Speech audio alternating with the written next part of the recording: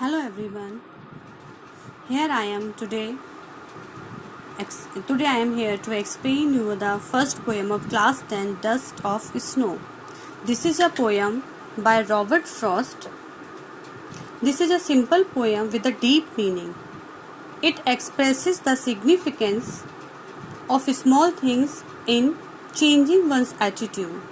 The poem explains that the little things in the life can make huge changes in our future.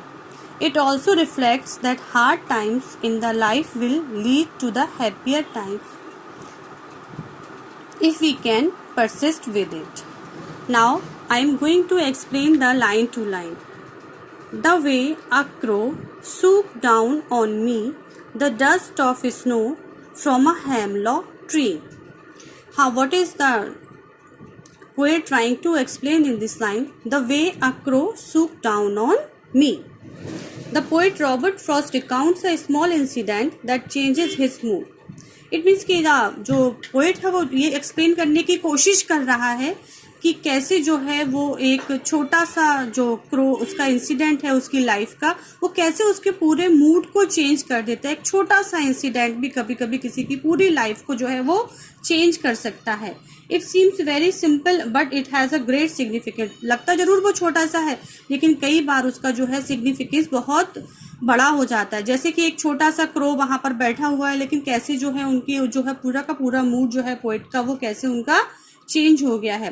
कि वो बता रहे हैं कि एक बार जो पोएट हैं वो एक पेड़ के नीचे खड़े हुए थे और वो बहुत ज़्यादा सैड थे, बहुत ज़्यादा दुखी थे. उनके दिमाग में जो है माइंड में बहुत कुछ शायद से चल रहा था. यहाँ पर देखिए हेमलॉक ट्री का नाम यूज़ किया गया है. It is a poisonous tree with ना वाइट फ्लावर. उस पर वाइट फ्लावर होते हैं और ये कुछ कुछ जो है वो क्रिसमस ट्री की तरह दिखता है और बहुत सॉफ्ट इसकी जो ब्रांचेस होती हैं. लेकिन ये जो है और जो क्रो है वो भी सैडनेस का प्रतीक है. इसमें जो भी चीज़ें यहाँ पर सिंबोलिज्म के रूप में ली गई हैं वो सारी की सारी जो है वो सैडनेस को शो करती है. Hemlock tree it is also poisonous tree. तो पॉइजनस क्या है, आपको क्या शो करेगा, आप क्या उसको लगेगा कि वो कोई आपको अच्छी चीज़ें दिख रहा है. और क्रो एक अच्छी भी कोई वर्ड यूज़ कर सकते थे, कोई सुंदर सी वर्ड यूज़ करते तो हमें भी लगता कि शायद नेचर का कोई अच्छा सा पार्ट वो हमें एक्सप्लेन करना चाह रहे हैं. तो यहाँ पर वो अपनी सैडनेस को शो कर रहे हैं इन सारी चीज़ों के जरिए, हेमलॉक ट्री के जरिए, पॉइजनस ट्री के जरिए, क्रो के जरिए, कि he was very sad at that time. तो वो बहुत दुखी थे उस टाइम पर. और क्या होता है उसी समय कि once very depressed and hopeless, बहुत ज़्यादा डिप्रेस्ड थे. He was a state of sorrow, बहुत दुखी थे. द डस्ट ऑफ स्नो, तभी वो क्या करता है, जो क्रो बैठा था वो वहां से वो जो है वहां की उसकी ब्रांच को शायद हिलाता है. और डस्ट ऑफ स्नो, डस्ट यहाँ पर धूल नहीं है, क्या होता है जब वो क्रो वहां से उड़ता है या शायद से वो ब्रांच को हिलाता है उसकी, तो उस पर जो डस्ट जो स्नो पड़ी हुई थी उस पेड़ पर, हेमलॉक ट्री पर, वो गिरती है उनके ऊपर. जो पेड़ के नीचे खड़े हुए थे जो रॉबर्ट फ्रॉस्ट, वो जो पोएट हैं इसके पोएम के, वो खड़े हुए थे होपलेस होकर, सारी अपनी सारे दुख को लेकर, अपने टेंशन में, अपने दिमाग में उनके कुछ चल रहा होता है.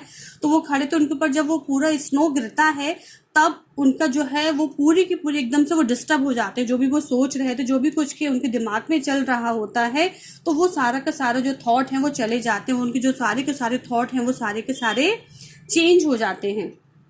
तो वो क्या सोचने लगते हैं, suddenly a crow that was sitting on the tree shook the tree and the particles of snow. क्या करते हैं वो, जो स्नो के छोटे छोटे से पार्टिकल्स होते हैं वो क्या करते हैं, पोएट के ऊपर गिरना शुरू हो जाते हैं. Has given my heart a change of mood and saved some part of a day I had rued. क्या करते हैं वो कि वो जो छोटे छोटे पार्टिकल्स जो पोएट पर गिरना शुरू होते हैं, with the soft and the cold snow fell on the poets. जब वो पोएट्स पर वो छोटे छोटे से पार्टिकल्स गिरना शुरू करते हैं तो उनके पूरे के पूरे उनके मूड को वो चेंज कर देते हैं. जो वो डिप्रेशन में जा रहे थे, अपनी की पूरी अपनी जो लाइफ को पूरे दिन को जो बर्बाद करने वाले थे, उनका पूरा वो जो है पूरा का पूरा मूड चेंज हो जाता है.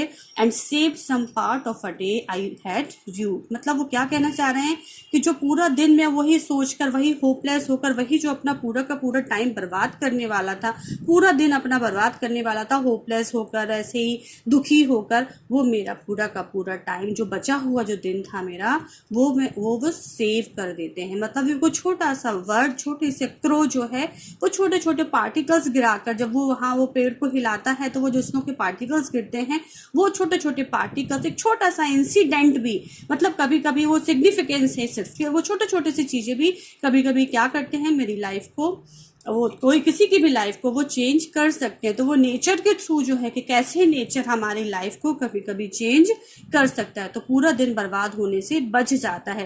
कि शायद वो यदि वो हेमलॉक ट्री के नीचे नहीं जाते और वो डस्ट जो है इसकी स्नो के पार्टिकल्स उन पर ना गिरते, तो शायद वो पूरा दिन ऐसे ही होपलेस रहते और वो इसी तरह से उनका पूरा दिन दुखी होकर ही बीत जाता।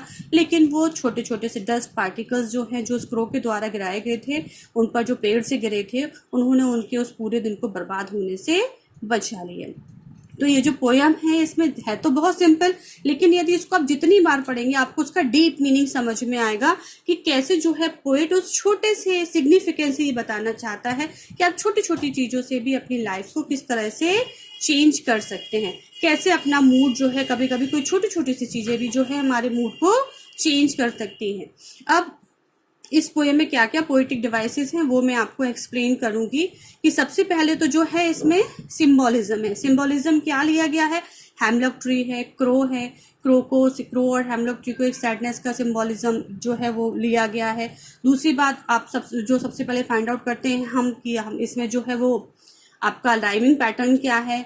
तो राइमिंग पैटर्न तो आप लोग को सबको निकालना आता ही है कि कैसे निकालते हैं, कि किस तरह से राइमिंग पैटर्न होता है। आप देखिए राइमिंग पैटर्न क्या है इसमें, क्रो, मी, स्नो, ट्री, क्रो और स्नो जो है हमारा राइमिंग सेम हो रहा है। तो यहाँ पर हमारा ए और ये मी और ट्री बी, तो हमारा राइमिंग पैटर्न क्या हो रहा है, ए बी। फिर यहाँ पर है हार्ट, पार्ट, मूड, रूट।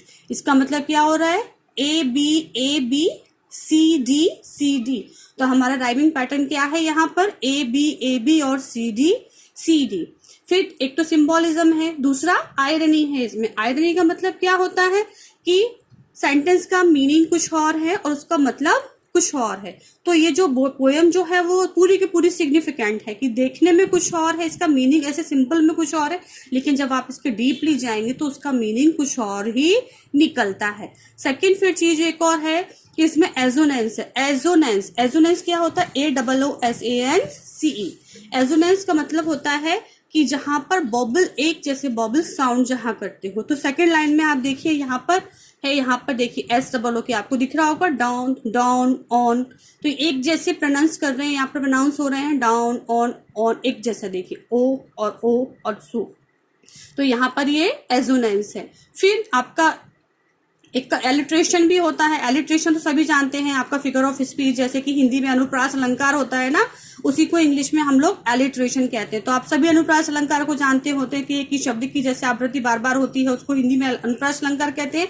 ऐसे ही इंग्लिश में जब कॉन्सोनेंट वर्ड बार बार आता है तो कॉन्सोनेंट जो है वो कई बार हमें इंग्लिश में भी ऐसे ही बार बार मिल जाता है। तो यहाँ पर देखिए, यहाँ 5th लाइन में हैज, हार्ट, हा शब्द, हा वर्ड जो है, हा देखिए बार बार रिपीट हो रहा है ना, H यहाँ पर, दैट्स वाई यहाँ पर एलिट्रेशन या कॉन्सोनेंस, इसको कॉन्सोनेंस भी हम कह सकते हैं। तो ये जो है यहाँ पर, ये जो है हमारी पोएटिक डिवाइस है। तो ये पोएट्री जो है यहाँ पर हमारी खत्म होती है। तो I hope all of you have understood it. Okay, clear, thank you.